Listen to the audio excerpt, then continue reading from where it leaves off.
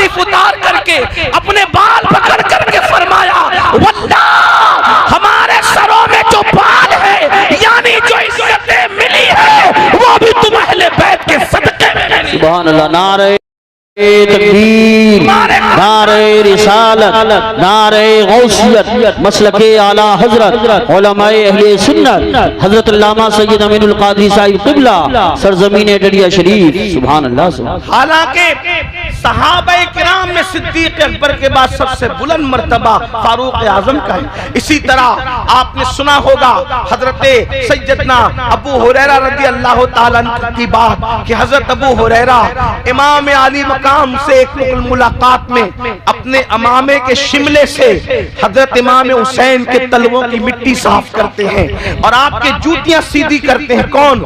حضرت ابو ہریرہ۔ عمر میں بڑا فرق ہے، ابو ہریرہ کی داڑھی سفید ہو چکی ہے، امام علی مقام کی داڑھی کالی ہے۔ یہ ساری چیزیں کبھی آپ محسوس کرتے، کبھی سوچا آپ نے کہ یہ لوگوں نے محبت کی اور ہم پر قیامت تک اہل بیت کی محبت فرض ہے؟ بے شک۔ امام شافعی کہتے ہیں جس کو جد المختار میں امام اہل سنت نے لکھا یا اہل البیت رسول اللہ حبکم فرض من اللہ فی القرآن انزلہ یکفیکم من عظیم الفخر انکم من لم یصلی علیکم لا صلاۃ لہ، کہ اے رسول اللہ کی اہل بیت تم لوگوں کی محبت کو اللہ نے قرآن میں ہم پہ فرض کیا ہے، یعنی قرآن میں فرض کر دی گئی ہے محبت اہل بیت، اور فرمایا کیا یہ فخر تمہارے لیے کافی نہیں ہے کہ اس وقت تک کہ ہماری نمازیں مکمل نہیں ہوتی جب تک ہم اہل بیت پہ درود نہیں پڑھ لیتے؟ اللہ کے رسول علیہ السلام نے جگہ جگہ اہل بیت کا ذکر کیا۔ خطبہ حجۃ الوداع میں فرمایا کہ میں تمہارے درمیان دو بھاری چیزیں چھوڑ کے جا رہا ہوں، ایک قرآن ہے اور دوسری میری اہل بیت ہے۔ فرمایا جب تک دونوں کو پکڑے رہو گے کبھی گمراہ نہیں ہوں گے۔ میرے آقا علیہ السلام کے پیارے دیوانوں، اے میری قوم کے جوانوں، کیا اللہ کے رسول علیہ السلام اپنی اولاد کی محبت کی وجہ سے ہم پہ یہ فرض کر کے گئے، اپنی اولاد کی محبت کی وجہ سے ہم پہ لازم کر کے گئے؟ اگر آپ باریک بینی کے ساتھ دیکھیں گے تو اب اصل جو گفتگو آپ کو سمجھنے کی کوشش کرنا ہوگا۔ میں اپنے سب بھائیوں سے گزارش کرنا چاہتا ہوں، آپ لوگ مجھ سے بہت محبت کرتے ہیں، میں آپ کی محبت کی قدر کرتا ہوں، لیکن اگر آپ چپ رہ کر خاموش رہ کر آنے والی گفتگو سنیں گے تو مجھے زیادہ خوشی ہوگی۔ اب آپ توجہ کرنا، ماؤں اور بہنوں کی بھی توجہ چاہتا ہوں۔ دیکھو ہر باپ چاہتا ہے کہ اولاد سے میں محبت کرتا ہوں، میری اولاد سے دوسرے ہی محبت کرے، لیکن اللہ کے رسول علیہ السلام نے اپنی اولاد کی محبت کو صرف اولاد ہونے کی وجہ سے لازم نہیں قرار دیا، بلکہ میرے آقا نے اس کو عبادت کے درجے میں رکھا، اللہ کے رسول نے اس کو عبادت کے درجے میں رکھا، بلکہ یہاں تک فرمایا، ترمذی شریف کی حدیث سے یہاں تک بات ثابت ہوتی ہے کہ جن لوگوں کے دل میں اہل بیت کی محبت ہوگی، اللہ کے رسول جنت کے جس درجے میں ہوں گے، رسول اللہ کی اہل بیت سے محبت کرنے والے اسی درجے میں رہیں گے۔ سبحان اللہ، سبحان جس اللہ۔ درجے میں رسول اللہ ہے اسی درجے میں اہل بیت سے محبت کرنے والے۔ یہ محبت اہل بیت کا اتنا صلہ کیوں؟ ابن مسعود کا قول ہے، عبداللہ ابن مسعود فرماتے ہیں اللہ اکبر کہ اہل بیت کی ایک دن کی محبت ایک سال کی عبادت سے بہتر ہے۔ امام المتکلمین علامہ نقی علی خان اپنی کتاب میں شفا کے حوالے سے لکھتے ہیں کہ کوئی اہل بیت کو آتا دیکھ کر، حدیث پاک اللہ کے رسول نے فرمایا کہ کوئی میری اولاد کو آتا دیکھ کر کھڑا نہ ہو تو اللہ اس کو لا علاج بیماری میں مبتلا کر دے گا۔ یعنی اہل بیت کے معاملے میں اس قدر تاکید ہے، وہ آئے تو کھڑے ہو جاؤ، اگر نہیں کھڑے ہوئے تو تم لا علاج بیماری میں مبتلا ہو جاؤ گے۔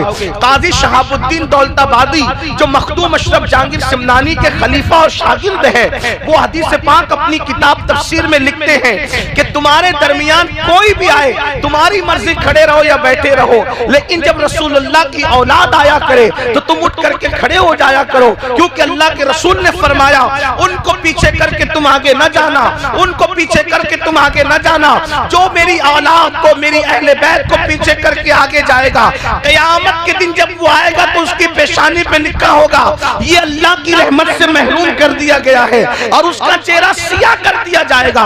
ہر جگہ پہ اہل بیت اہل بیت اہل بیت اہل بیت۔ آپ سے پوچھنا چاہتا ہوں، حتیٰ کہ جب آیت درود نازل ہوئی، ان اللہ و ملائکتہ یصلون علی النبی یا ایھا الذین آمنوا صلوا علیہ وسلموا تسلیما، اللہم صل علی سیدنا محمد وعلی آل سیدنا محمد۔ جب یہ آیت درود نازل ہوئی تو صحابہ کرام نے کہا یا رسول اللہ ہم درود کیسے پڑھے؟ تو میرے آقا نے فرمایا مجھ پر مجرد درود نہ پڑھا کرو، مجھ پر اکیلا درود نہ پڑھا کرو۔ کہا پھر یا رسول اللہ کیسے پڑھے؟ تو سرکار فرماتے ہیں یہ نہ کہو اللہم صلی علی محمد، یہ نہ کہو، بلکہ یوں کہو اللہم صلی علی محمد وعلی آل محمد۔ یعنی جب مجھ پہ درود پڑھنا تو اکیلے مت پڑھنا، صرف مجھ پہ مت پڑھنا، بلکہ میری آل بیت کے ساتھ ملا کے مجھ پہ درود پڑھنا، میری آل کے ساتھ مجھ پہ درود پڑھنا۔ اللہ اکبر۔ آپ اٹھا کر کے دیکھیں اہل بیت اہل بیت اہل بیت، حتیٰ کہ یہ آیت مبارکہ جب نازل ہوئی اللہ تبارک و تعالی قرآن مقدس میں ارشاد فرماتا ہے وَقِفُوهُمْ إِنَّهُمْ مَسْئُولُونَ، کہ ان کو روکا جائے گا اور سوال کیا جائے گا۔ تو ابن حجر اسقلانی ابن حجر مکی اپنی کتاب میں لکھتے ہیں وَقِفُوهُمْ إِنَّهُمْ مَسْئُولُونَ، ان کو روک کر کے پوچھا جائے گا۔ تو کیا پوچھا جائے گا؟ ابن حجر اس کی تفسیر کرتے ہوئے بیان کرتے ہیں اللہ اکبر کہ جب نماز روزے حج زکات کے سارے حساب ہو جائیں گے تو پھر روکا جائے گا جنت میں جانے سے پہلے کہ تم نے رسول اللہ کی اہل بیت سے محبت کی تھی، ان کا حق ادا کیا تھا یا نہیں کیا تھا؟ یہ سوال آخری میں تم سب سے کیا جائے گا۔ آخر محبت اہل بیت اتنا اہم کیوں؟ تو مجھے جو بات سمجھ میں آئی وہ یہ اپنے بزرگوں کے اقوال سے، ان کی تعلیمات سے، کہ جو جس سے محبت کرتا ہے وہ اسی کے نقش قدم پہ چلتا ہے۔ سبحان اللہ سبحان اللہ، ماشاءاللہ ماشاءاللہ۔ اہل بیت کو ہر جگہ جو رکھا صرف اولاد ہونے کی وجہ سے نہیں رکھا، کیونکہ رسول اللہ کے علم میں یہ بات ہے، حضور یہ جانتے ہیں کہ کوئی کتنا بھی بگڑے گا لیکن میری اہل بیت صراط مستقیم پر قائم رہے گی۔ حضور علیہ الصلوۃ والتسلیم کی نگاہیں دیکھ رہی تھی سن 60 ہجری کا طوفان آئے گا اور 60 ہجری کے طوفان میں دین بدلا جائے گا، سنت رسول بدلی جائے گی، عدل و انصاف کا قانون بدلا جائے گا، محرمات کے ساتھ نکاح کی ترکیبیں بنے گی، سود عام ہوگا، شراب اعلانیہ پی جائے گی۔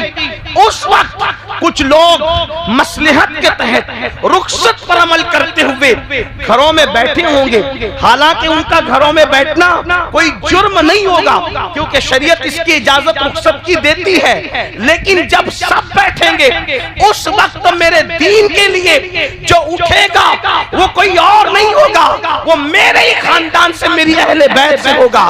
اس کے بعد آپ دیکھیں جب ہندوستان کفرستان بنا ہوگا اس وقت 90 لاکھ کو کلمہ پڑھانے والا کسی اور خاندان سے نہیں ہوگا، وہ خاندان اہل بیت سے ہوگا۔ جب دین مردہ ہو رہا ہوگا تو دین کو زندہ کرنے والا بغداد میں جو اٹھ کے کھڑا ہوگا وہ کسی اور کے خاندان کا نہیں ہوگا، وہ بھی اہل بیت کے خاندان کا، جسے دنیا عبد القادر جیلانی غوث اعظم کے نام سے یاد کرے گی۔